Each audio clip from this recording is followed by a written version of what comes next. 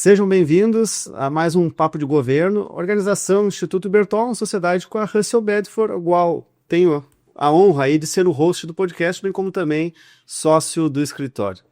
Pessoal, como você sabe, a gente vem passando cada vez mais por reconstruções. Estou gravando novamente aqui do Rio Grande do Sul, né? Então a gente passou aí pelas enchentes. Então nada melhor que trazer aí talvez a secretaria, o secretário que mais trabalhou nos últimos tempos devido toda essa parte de reconstrução.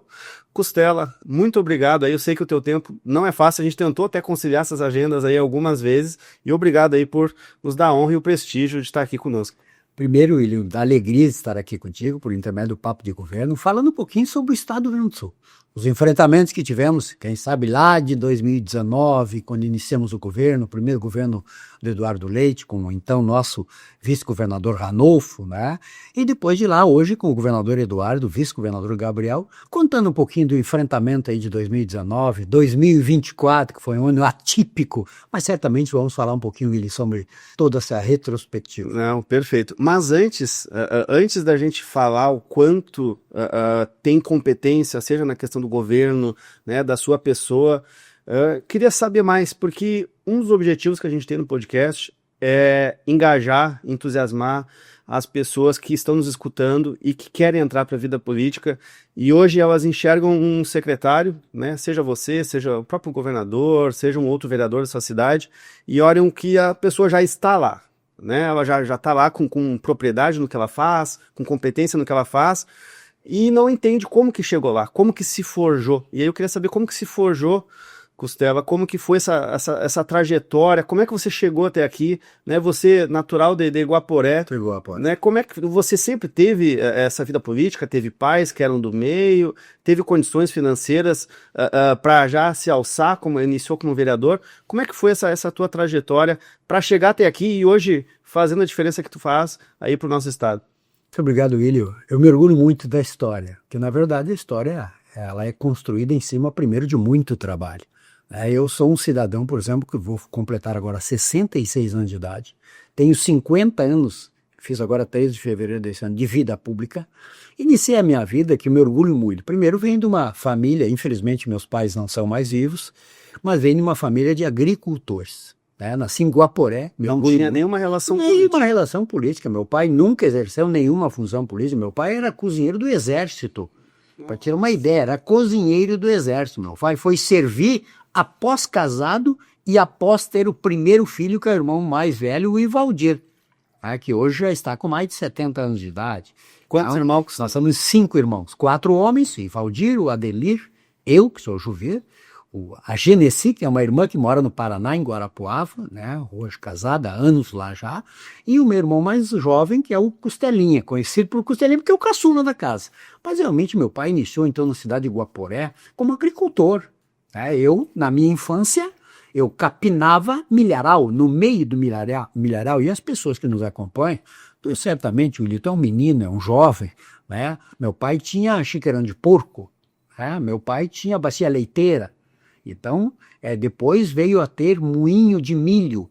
Como moinho de milho? Sim, é o que se faz e se fazia naquela época de uma forma muito mais bruta, né? Que era moer o milho para fazer a farinha, para fazer a quirela, que se tratava as galinhas, os pintos. Hoje é ração, hoje é outro mundo, tecnologia, e graças a Deus que avançou. Mas, na verdade, então, iniciei a minha infância em Guaporé, hoje município Dois Lajeados, né, que é hoje município, onde nasci na linha Emília, tenho parentes, amigos, familiares, enfim, uma raiz muito forte com toda a região. E me orgulho muito, sim, William, não apenas da minha infância, mas para resumir um pouquinho, vamos lá. Eu comecei ajudando meu pai, então, na época, óbvio, na lavoura. Nossa, até hoje, né, os filhos, né, os jovens ajudam os seus pais na lida da casa e na lida também da lavoura, como se chama. Pois bem, naquela época, claro, era um pouco diferente, não havia toda essa tecnologia que nós temos hoje. Eu sou do tempo do ancinho, da enxada, da pá, né? Então, assim, era outro mundo. Tinha que botar a mão na massa. Exatamente isso, né? Tratar os porcos do chiqueirão, né? Se fazia, né? Não era ração como hoje se tem. Era o processo. Exatamente isso. Mas é verdade que depois disso, o meu pai veio morar na cidade de Esteio, onde se constituímos uma família daí, jovem ainda, menino, né, praticamente criança, ainda adolescente, viemos para a cidade de Esteio, onde passamos a morar, hoje ainda a Avenida Dom Pedro, onde mora um dos meus irmãos, né, meus pais, como disse, são falecidos, né, nós somos 5 irmãos, e na verdade ali começou então a nossa infância, estudando na escola então de La Salle, né, dos padres, depois de Escola Coração de Maria, depois Bernardo Vieira de Mello, Escola Estadual, e aí fiz a minha formação na escola estadual no Bernardo e no José Loureiro, depois acabei entrando para a universidade, né, e ainda não concluí a minha universidade.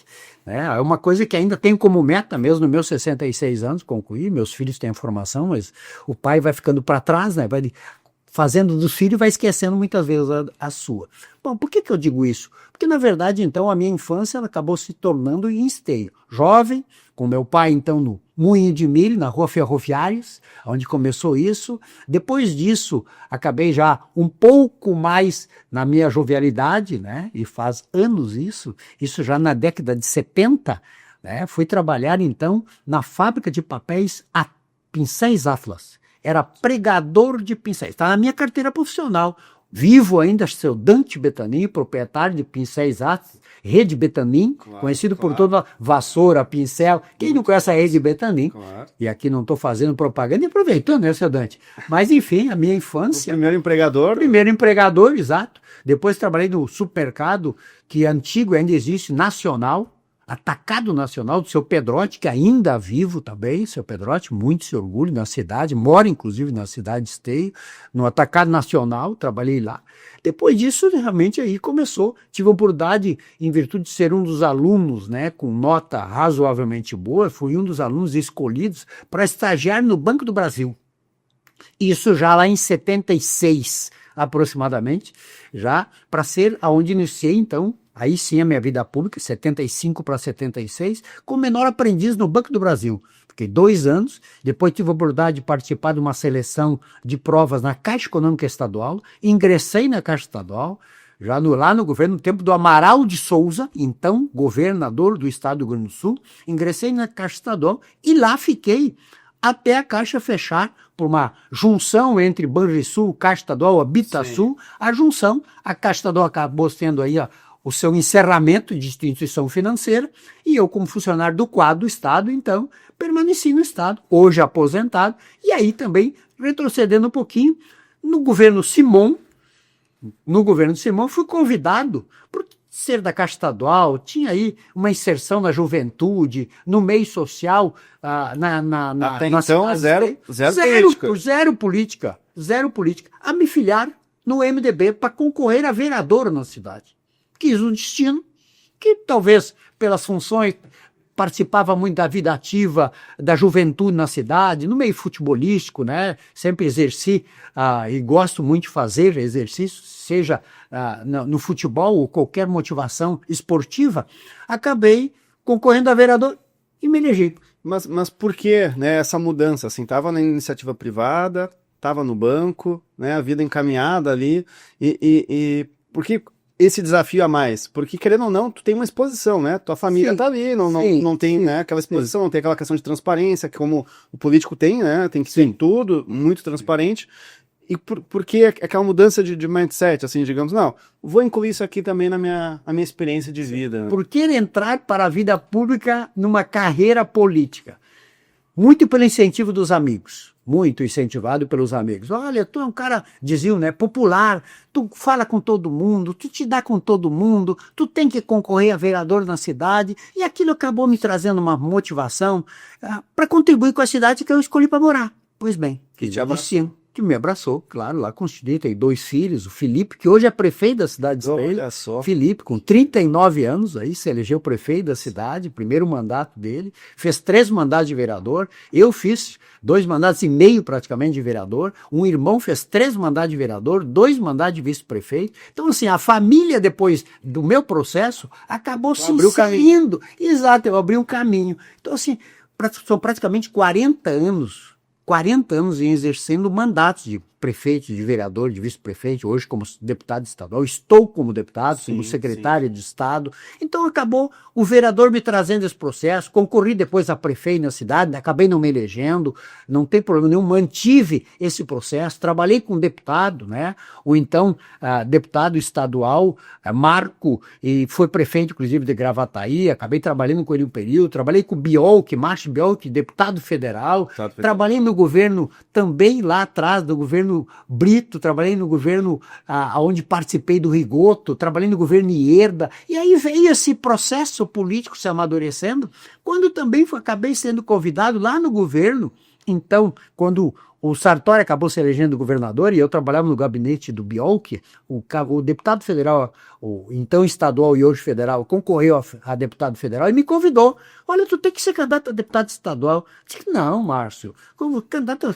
É um degrau e tanto, né? Sair de vereador, apesar de já estar inserido a vida no governo, para deputado estadual. Acabei fazendo praticamente 32 mil votos. Fiquei de primeiro suplente, faltou 600 votos para me eleger. Quis o destino que o Sartori se elege governador do estado, chama o então deputado e ex-prefeito de Rio Grande, Fábio Branco, para ser secretário. Eu assumo a Secretaria de Turismo e Esporte no governo Sartori. Me convidou, eu viro deputado e ele imediatamente disse, não, eu preciso que tu me ajude no governo e venha para cá. E aí começou o processo de então secretários. No governo como executivo, como secretário, para mim também foi uma experiência. Fiquei 2 anos como secretário do governo Sartori, e aí a primeira dama, que a Maria Helena era a segunda suplente, assumiu de secretária de Ação Social, e o terceiro suplente, o falecido e saudoso Ipsi Pinheiro, assume a Assembleia Legislativa na minha cadeira. E aí fico 2 anos, Alexandre Postal vai para o Tribunal de Contas, e eu viro deputado titular. Viro deputado titular, 2 anos no governo Sartori, volto para a Assembleia, abrindo vaga para outras oportunidades. Depois de 2 anos, teve a passagem da tocha olímpica pelo estado do Rio Grande do Sul, que fiz a condução.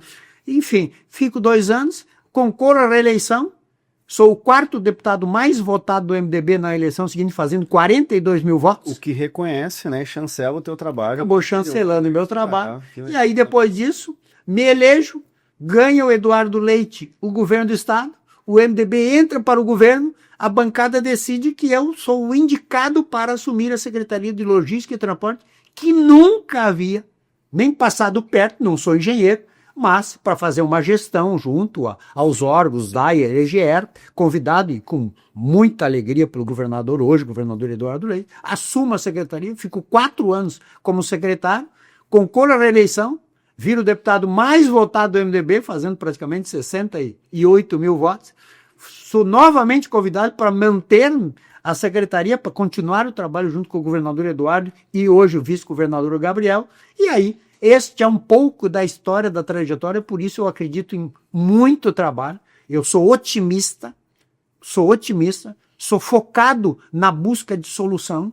Nada é fácil na vida pessoal, nada, e nem na vida profissional. Por isso eu incentivo e digo para todos, não importa de onde tu veio, mas tu tens que saber para onde tu queres ir. E é isso que tu tem que saber. Ah, eu não consigo. Tu já tentou? Ah, mas eu nunca tentei. Só há uma forma de descobrir. É tentando e te preparando para isso. E a preparação, ela não é do dia para a noite. Nada cai do dia para a noite. Não. Então, assim, tu tem que ter perseverança, otimismo, muito trabalho. Eu durmo 4 horas por noite. E brinco com meus amigos dizendo que dormir é perda de tempo, só dorme. Então, assim, trabalho em média 16 horas por dia. Respondo toda a minha rede social. Não há uma, e faço aqui, aproveitando o papo de governo, que alguém diga que ligou para o meu celular e o secretário não respondeu ou não atendeu.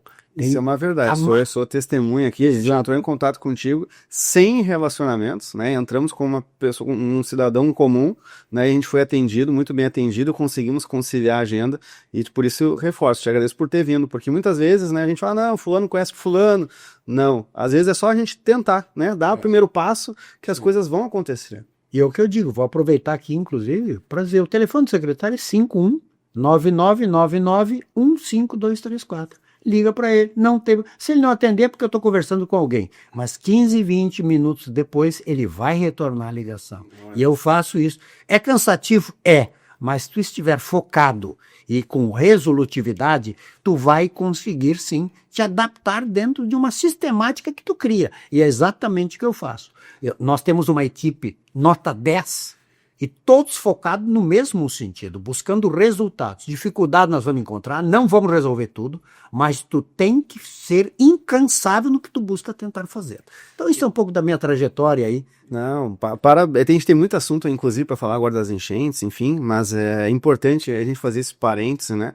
E também eu quero só frisar um ponto que te conectou a fazer você entrar na política e ao mesmo tempo a fazer você estar como secretário hoje também da parte de transporte, que é a questão de tu saber transitar, né, entre as pessoas, saber se relacionar, porque foi por isso que os teus amigos te sugeriram, né, lá quando você era da Caixa, né, falar, não, vai ser vereador, você se dá bem com todo mundo, e é muito importante pra gente não ter inimigos, né, a gente tem que ter amigos, a gente tem que ter pessoas que olham pra frente, a gente tem que ser político. Acho que a gente fala, tem que fazer network, não, tu tem que fazer política, tu tem que ser político e saber o que tu quer, o que tu quer pro teu município, o que tu quer pro teu estado, né, e aí eu acredito que esse feeling, né, que o próprio governador teve em te enxergar, ou o próprio governador Sartori e agora o Eduardo Leite, em te trazer por saber que você consegue transitar, isso é muito importante para nós e para a sociedade como um todo, em vez da gente achar desculpa, a gente identificar problemas, não, vamos fazer a diferença, vamos ver o que a gente pode fazer de melhor, vamos olhar para frente, e eu acho que é isso que acaba engajando as pessoas, né, a querer mais, e eu acredito que isso que fez com que você conseguisse alçar tantos voos, desde aquele menino agricultor lá, né, que ajudou com o pai até hoje, poder aí conseguir contribuir, né, mesmo aposentado, tá contribuindo aí para o Estado. E contribuir para o Estado na função que você está não foi nada fácil, e não é nada fácil, porque fazendo aqui um remember, aqui, lembrando um pouco, a gente passou pelas enchentes, que você pode dizer muito melhor do que eu, os impactos que isso trouxe, e para quem não se recorda, as enchentes, ela não foi simplesmente a água subiu, né, e tudo bem, depois a água baixou. Em se falar de rodovias, ela levou as estradas, eu fui para, há meses atrás, eu fui palestrar num evento em Santa Cruz, Sim. E tinha um lugar que eu achei que era a ponte que tinha caído, e eu andei cerca de 1 quilômetro ou mais para um desvio, né, pelo lado daquela ponte que eu achei que tinha caído, que depois eu fui entender que aquilo foi a rodovia inteira que tinha caído, que tinha sido derrubada ali pela força da enchente. E provavelmente foi na IRS 287. Exatamente. E depois indo para Caxias, mesma coisa. 122. Santa Maria, e assim, então o Estado como um todo, secretário, as rodovias, as principais rodovias foram levadas, né, simplesmente devastadas, assim. Como que foi entender, né, o impacto que aquilo tudo teve, porque quando a água tinha acontecido, estávamos naquele borbulhão de problemas ali, não conseguia nem se ver o tamanho dos danos. Assim. Como que foi para ti a primeira impressão daquilo tudo, do que o Estado aconteceu com o Estado, né? Como é que foi aquele sentimento assim, meu Deus, e agora? Né? Tantos projetos que tinham, né? A gente inicia um ano de planejamento estratégico, em especial o governo, ele é muito organizado, esse nosso governo, né? E aí olha aquilo daquele jeito, além de a gente não conseguir olhar para frente, a gente sabia o tamanho de problema, que não sei, melhor do que eu pode dizer, se já aconteceu algo parecido aqui no estado, né, nos últimos anos, na história do estado do Rio Grande do Sul. William, se tu me veio primeiro, vamos voltar um pouquinho em cima do que tu falas, e com muita assertividade, 2019. E anterior a isso eu falei do governo Sartori. Lá no governo Sartori nós iniciamos reforma no estado do Rio Grande do Sul. Não conseguimos avançar, mas vamos se recordar, eu sou do quadro do Estado e recebia meu salário parcelado. E não era por culpa do governador Sartori, eu não culpo governos. Todos os governos deram sua contribuição para que a gente chegasse aqui. Alguns mais, outros menos, e não se julga isso. A sociedade é que julga no período correto que ela tem o direito por intermédio do seu título de eleitor. Então não vale julgamento se ele se elegeu, não se elegeu, está errado. Esse é o julgamento que a sociedade faz no período correto. Ponto. Então, 2019, nós não tínhamos dinheiro para fazer nada, nem para pagar salário. Pior governo de se governar. Foi assim, historicamente, nunca visto o que aconteceu com a... Mas se iniciou mudanças no governo Sartori e teve a continuidade dessas mudanças do governo Eduardo, com então o vice-governador Ranolfo. Teve essa continuidade. A Assembleia aprovando reformas. Eu voltei para a Assembleia para votar medidas amargas de reformas para o bem do futuro do Estado. Eu tenho um neto chamado Henrico, 8 anos. Eu quero que esse menino chamado Henrico, como muitos que nos acompanham, adolescentes, crianças, jovens, que quando tiverem a minha idade, 66 anos que vou fazer agora, eu vou estar com 100. Não tem problema, eu quero chegar aos 100. Sem problema nenhum.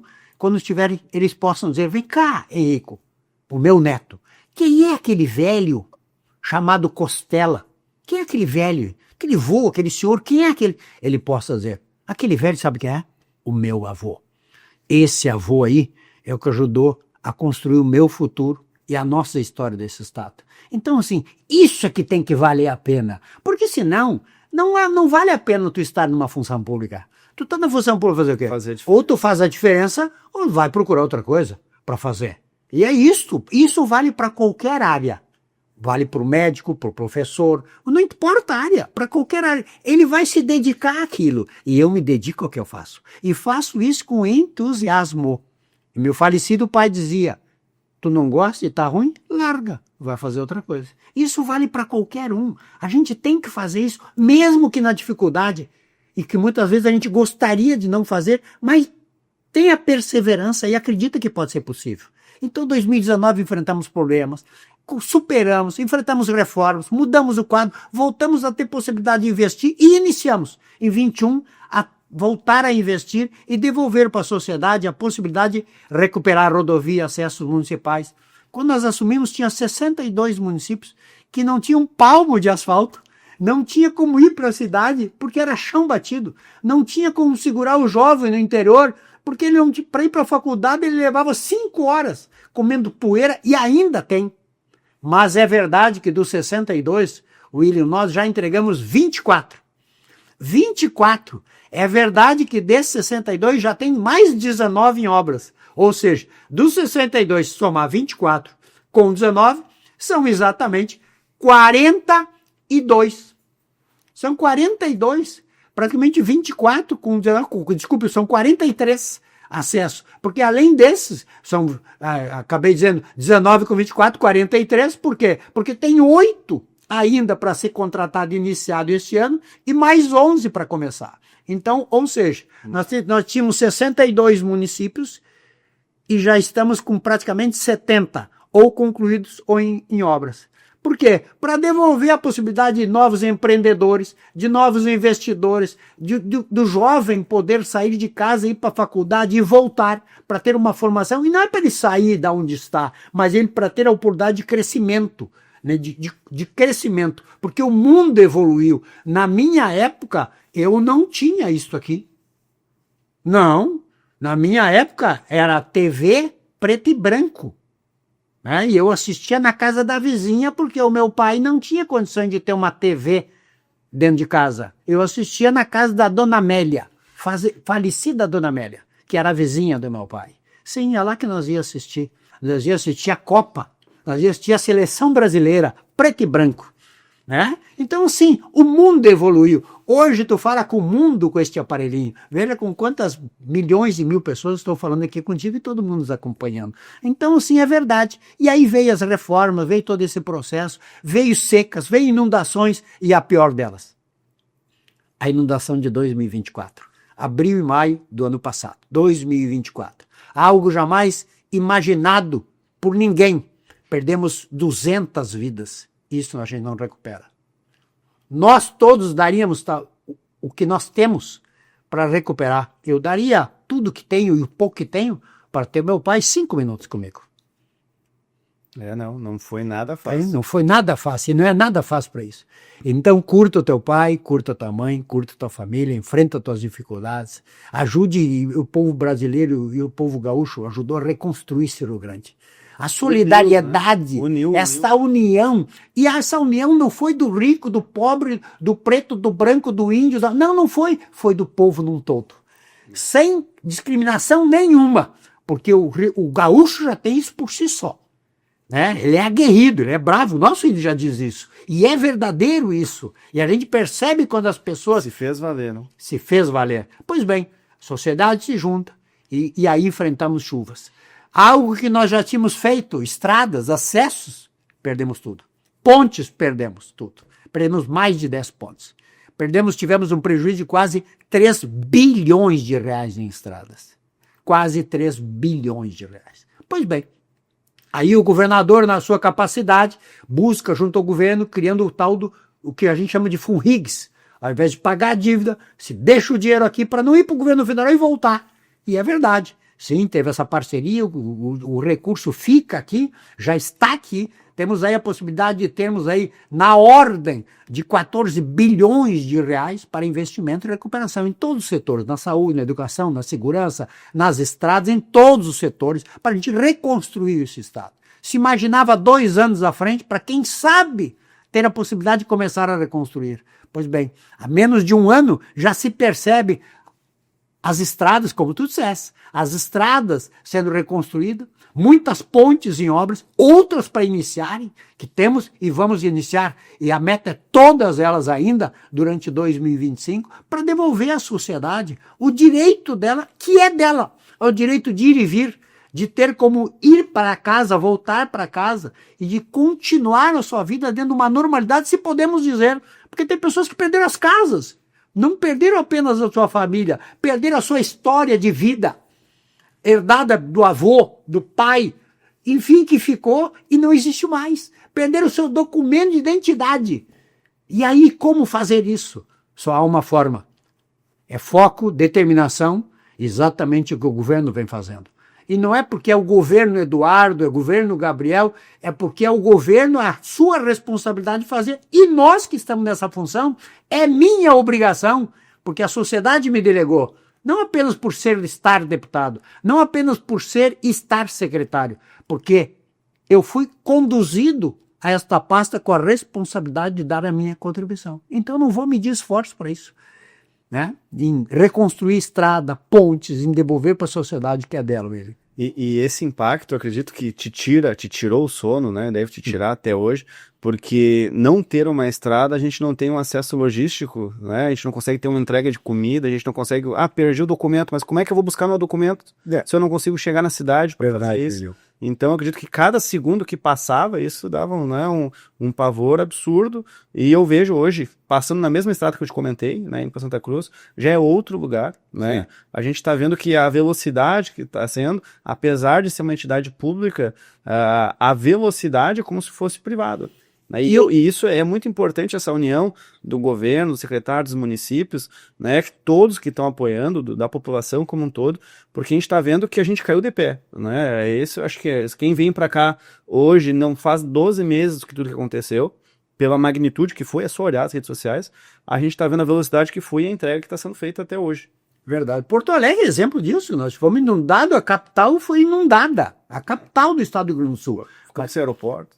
Nosso aeroporto, né, o Internacional Salgado Filho e muitos outros que nós perdemos. Agora, é verdade também que se diga que essa reconstrução, sim, ela está se dando, mas temos muito a fazer ainda. Não tem dúvida nenhuma que isso ainda vamos levar...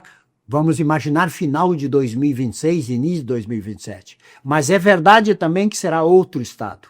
E quando eu digo outro, melhor. Não porque aqui não é bom de se viver, não. Eu amo o estado. E não há estado melhor de se viver que o estado do Rio Grande do Sul. E não há estado, em todos os sentidos. Aqui se tem tudo o que tu possa imaginar, inclusive em clima. Tu pode imaginar, se bem que nós estamos enfrentando agora um clima atípico também, mas é esta mudança que a gente tem que perceber. Então é verdade, os investimentos, as estradas, as ferrovias, que é outro ponto, as hidrovias, os aeroportos, perdemos, é verdade, tivemos inundações que ficaram debaixo d'água. Agora, é verdade que o Estado teve a condição de fazer esses investimentos e vem fazendo esses investimentos em todos os setores. Agora, também é verdade, William, que é importante sempre focar que é fundamental que a sociedade fiscalize. E aí eu quero fazer uma menção aqui. Quando eu digo a sociedade fiscalize, nós temos tido a contribuição de todos os poderes. Tribunal de Justiça, Ministério Público, Tribunal de Contas, Procuradoria, enfim, os setores todos eles, independente de órgão, têm dado a sua contribuição ao extremo em colaborar na reconstrução do Estado do Rio Grande do Sul, na agilidade, mesmo que muitas vezes parte da sociedade ainda ache que é muito lento. Mas o setor público é diferente do privado e nós falamos há pouco sobre isso.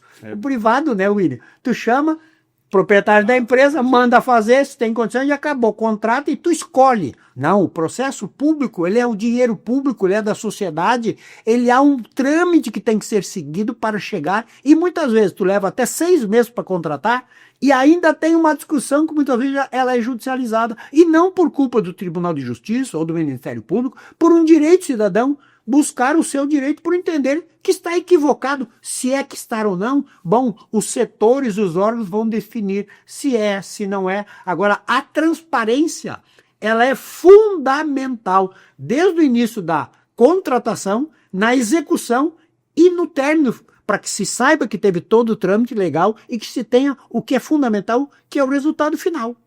E aí você falou algo, a transparência entra a fiscalização, né? A gente tem problemas de contratação, que às vezes, como você comentou, né, a gente também quer exercer o nosso direito de discutir o processo legal da vinculação edital e etc.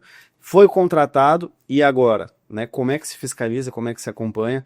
Né, eu vou abrir um parênteses aqui que a gente comentou antes até da Secretaria de Reconstrução, que faz as concessões. Sim. Né, a gente tem a figura aqui de ser o verificador independente.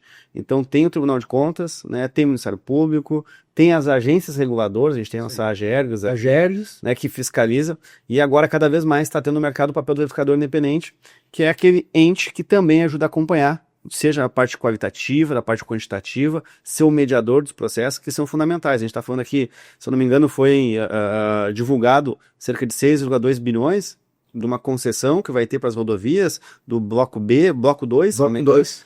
Então, esse dinheiro vai ser utilizado através de recurso, e esse recurso tem que ser acompanhado, tem que ser monitorado. Então, por isso que a gente preza, e eu sempre sugiro para as PPPs, para as concessões, coloquem como papel do verificador independente, né, junto com isso, porque é muita coisa acontecendo.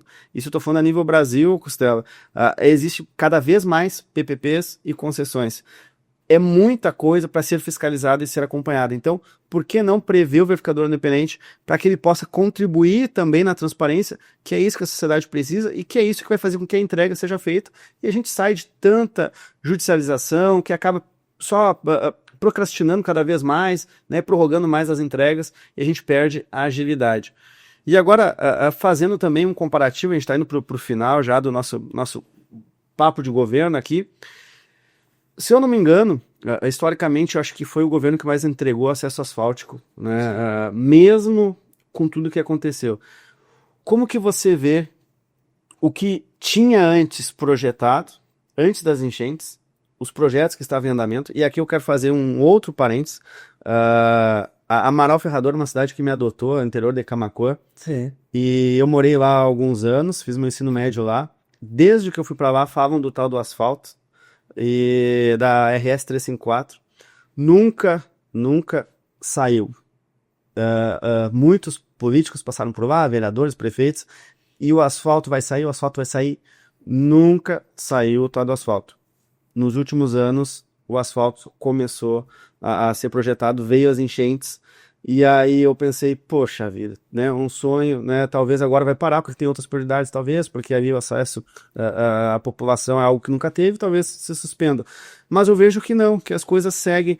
Como que você vê os projetos que tinham antes das enchentes com o que está agora? A gente consegue acompanhar, vai conseguir entregar tudo, ou não, teve que revocar verba, né, por causa das pontes que tem das grandes rodovias, né, para escoar o porto e etc.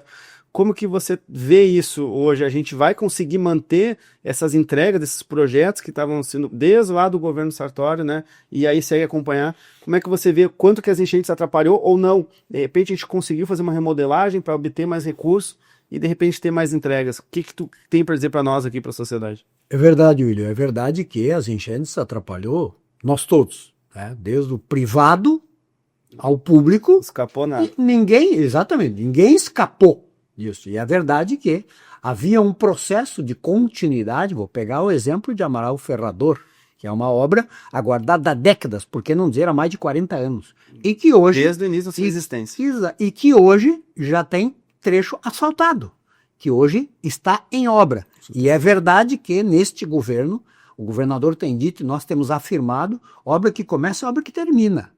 Obra que começa, obra que termina. Ela só inicia quando se tem uma previsibilidade de início, meio e fim. Agora, é verdade que neste tempo também nós tivemos algumas intempéries, como foi as enchentes de 2024. E que ela atrapalha, sim, ela atrapalha, porque tu acaba paralisando não a obra, mas ela encontra dificuldade. Por exemplo, como tu chega lá? Não tem como chegar.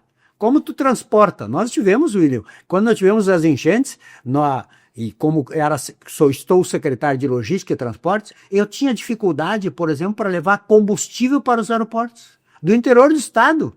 Nós tínhamos dificuldade para levar combustível para dentro de setores que eram necessários para transportar alimentos e medicação.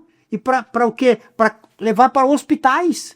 Não tinha estrada. Nós perdemos a ponte, as pessoas tinham que dar volta no estado e muitas vezes sair do estado e voltar por outro, às vezes atravessar divisas com os países vizinhos, com o Uruguai e a Argentina, para voltar para o estado do Rio Grande do Sul. Porque nós tínhamos perdido os acessos para a região central, nós tínhamos dificuldade para ir para a Serra Gaúcha, que aí subia a serra, nós tínhamos dificuldade para ir para o Vale Itaquari, para a região sul.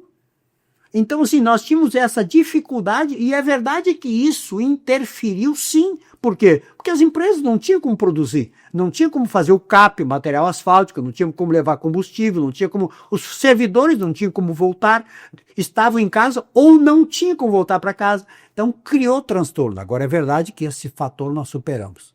Não. Reduzimos e muito isto. Agora, é verdade que as obras, elas têm um cronograma. E como diz o governador, e repito, obra que começa, obra que termina.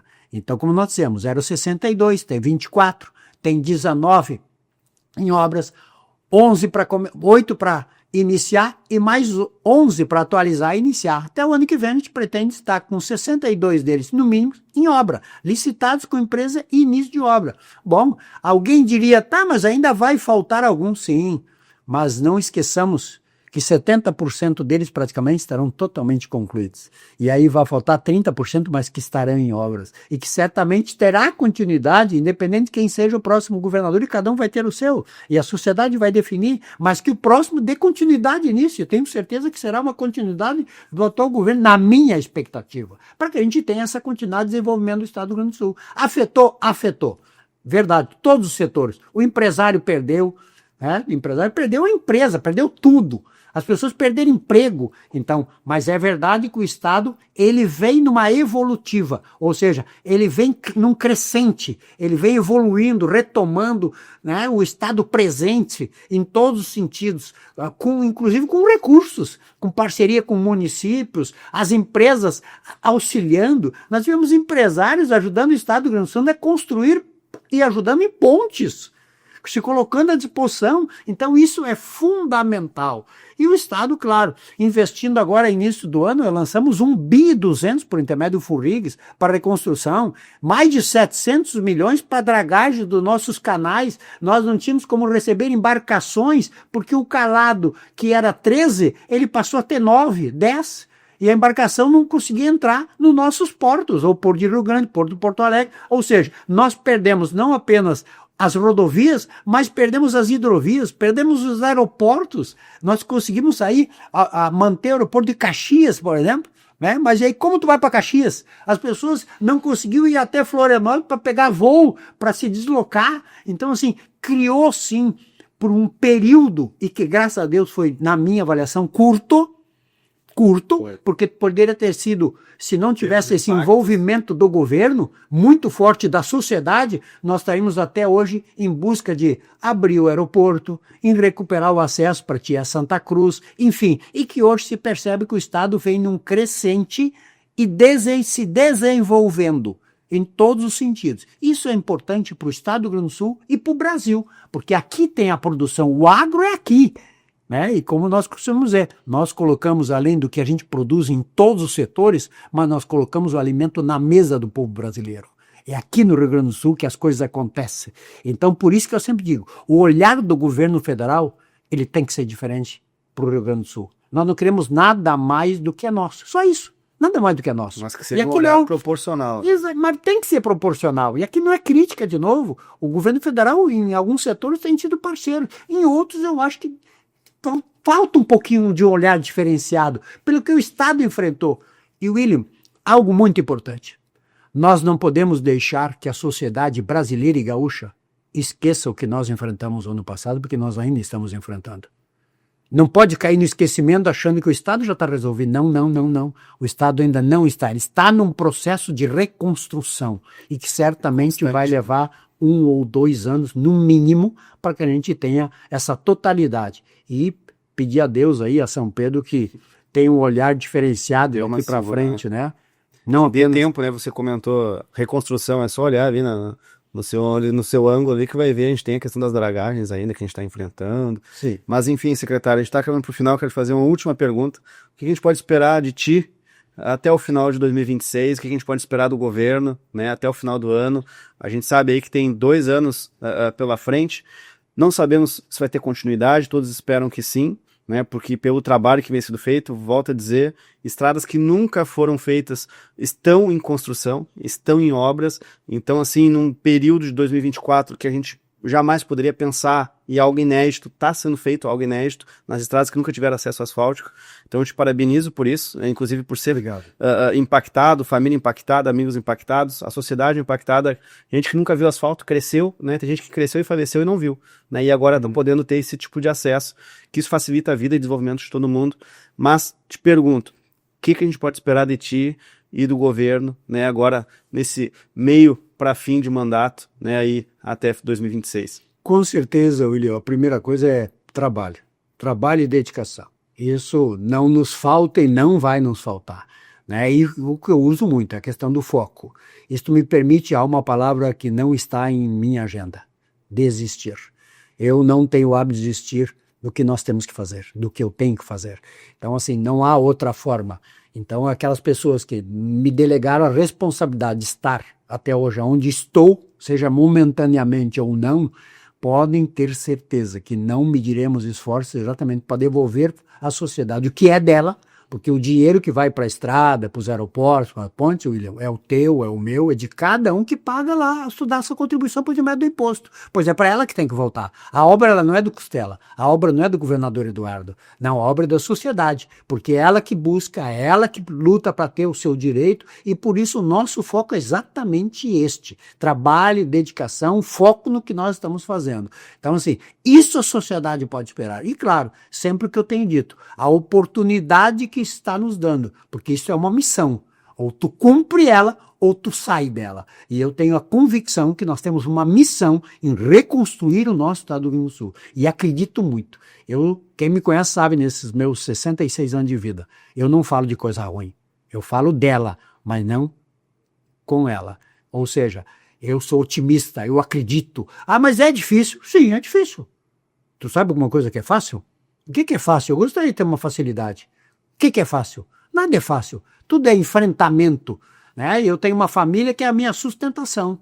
Sou casado há 41 anos. Olha. 41 anos. É uma história de vida. E se não tivesse a compreensão da minha esposa, do meu neto, dos meus filhos e dos meus amigos, eu não estaria aqui.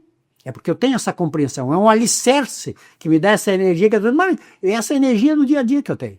Sabe? E olha que eu estou só com 66. Não, e a gente só 66 porque tu fala, né? Porque senão a gente jamais ia... muito obrigado, William. Parabéns pela disposição que você traz para nós, a energia que traz, isso é importante. Independente de questão partidária, enfim, de viés, é assim que o ser humano tem que tratar e levar a vida. Espero que todo mundo possa se contaminar um pouco dessa energia aí. Muito obrigado, William. Costela, muito obrigado aí pela tua presença, tá? E até um próximo Papo de Governo. Quem sabe a gente venha falar de mais entregas aí no futuro próximo. Com certeza, muito obrigado aqui pela oportunidade de estar com as pessoas que nos acompanham aqui no Papo de Governo. Muito obrigado pela oportunidade. Como eu disse, estou lá à disposição, né? O que a gente faz é relacionamento. E aqui eu tenho certeza que estou acompanhado do William aqui, que tem um brilhante caminho, não apenas de relacionamento, mas a oportunidade de ajudar o nosso estado do Rio Grande do Sul, que o está fazendo. Muito obrigado, que Deus abençoe a todos. Obrigado e até uma próxima. Tchau, tchau.